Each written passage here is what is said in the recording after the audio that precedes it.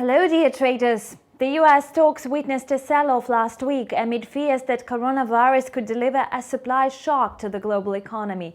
A supply shock, an unexpected change in the supply of a product or commodity, is unnerving to investors who are more familiar with the occasional threat to demand.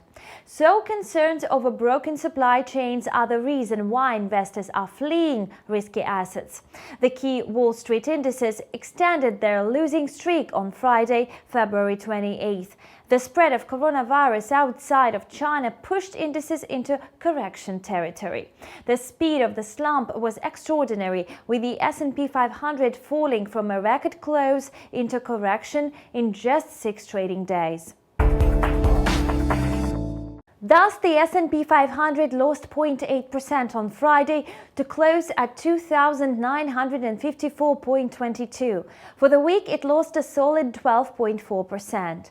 In the meantime, Fed Chairman Jerome Powell released a statement on Friday warning that while the fundamentals of the U.S. economy remain strong, the virus outbreak poses evolving risks to the economic activity, and that the Fed would act as appropriate to support the economy.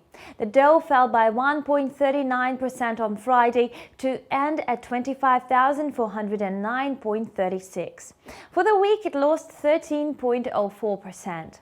However, following the announcement, the market started to rebound this week, fueled by expectations that policymakers will move to cushion the impact of the coronavirus outbreak. Still, last week, the coronavirus-inspired losses resulted in a sustained sell-off in all stock averages, including the Nasdaq Composite. The tech-heavy Nasdaq index ended flat at 8,567.37 on Friday, posting a 12.1% weekly loss.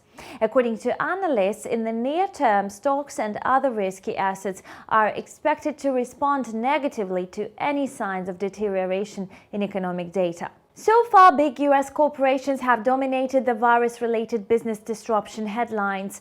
Thus, Apple announced its earnings downgrade, which followed by its stock dip and broader risk asset sell-off. Shares of Apple fell by as much as 6.3% on Friday, but as the trading day progressed, shares of the tech giant erased much of this decline. Still, for the week, the stock lost 14.6%.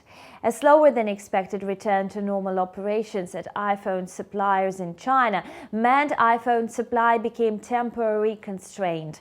As a result, the company no longer expected to meet its revenue guidance for fiscal second quarter.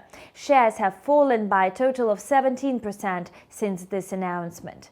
In the meantime, shares of Wayfair fell by 10.2% after the e-commerce home retailer reported a wider-than-expected fourth-quarter loss.